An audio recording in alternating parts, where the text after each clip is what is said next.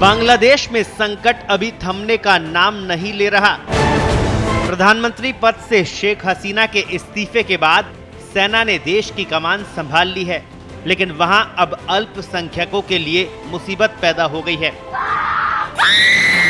हिंसा और अराजकता के बीच शेख हसीना ने इस्तीफा देकर बांग्लादेश तो छोड़ दिया, लेकिन अब वहां रह रहे करीब 1 करोड़ 35 लाख हिंदुओं पर आफत आ गई। हिंदुओं पर लगातार हमले हो रहे हैं, उनके घरों और दुकानों को निशाना बनाया जा रहा है। मंदिरों में तोड़फोड़ और आगजनी की जा रही है। जिन उपद्रवियों ने बांग्लादेश में तख्ता पलट किया, पीएम हाउस में लूटपाट की, वो अब हिंदू घरों और दुकानों को निशाना बना रहे हैं।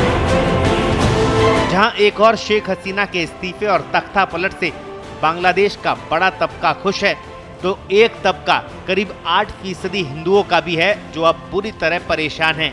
उनके घर लूटे जा रहे हैं, उनकी संपत्ति लूटी जा रही है, उनके साथ मारपीट की जा रही है, मंदिरों पर भी हमले हो रहे हैं, मंदिरों में तोड़फोड़ की जा रही है।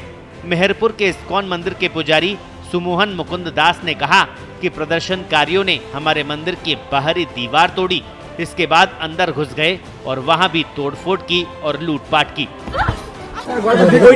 Many policemen were also murdered. So practically there is no administration, there is no police station or policemen whom these devotees can approach for their safety. They are on their own in different areas. From some of our temples also devotees for their own security, they have moved to safer locations. बात सिर्फ एक शहर मेहरपुर की नहीं है, पूरे बांग्लादेश में शहर दर शहर हिंदू मंदिरों और हिंदू परिवारों को निशाना बनाया जा रहा है। चितगोंग में पुंडरीक इस्कॉन धाम के पुजारी की माने तो 45 जगहों पर हिंदू मंदिरों और हिंदू परिवारों को निशाना बनाया गया।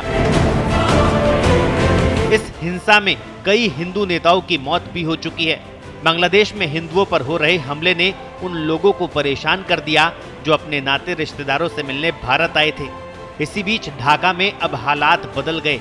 शेख हसीना के पलायन के बाद वहां हिंदू सुरक्षित नहीं है। अब इन्हें नहीं पता कि वो वापस अपने घर पहुंच भी पाएंगी या नहीं। बांग्लादेश में हिंदुओं पर बढ़ते अत्याचार ने पश्चिम बंगाल की सियासत के कान खड़े कर दिए। प्रधानमंत्री मोदी से हिंदुओं को बचाने की अपील भी की जा रही है।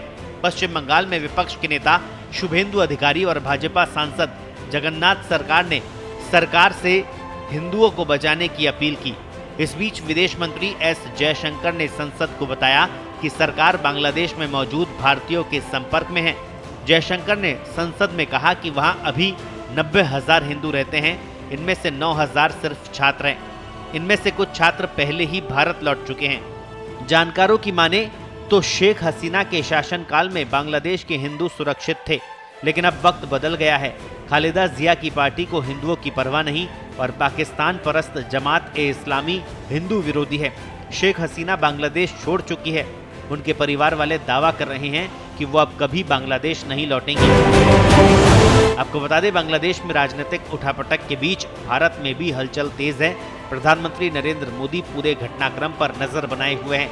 लगातार बैठकों का दौर चल रहा है। ऐसे में माना जा रहा है कि सरकार बांग्लादेश में हिंदुओं पर हो रहे अत्याचार का मुद्दा वैश्विक मंच पर उठा सकती है।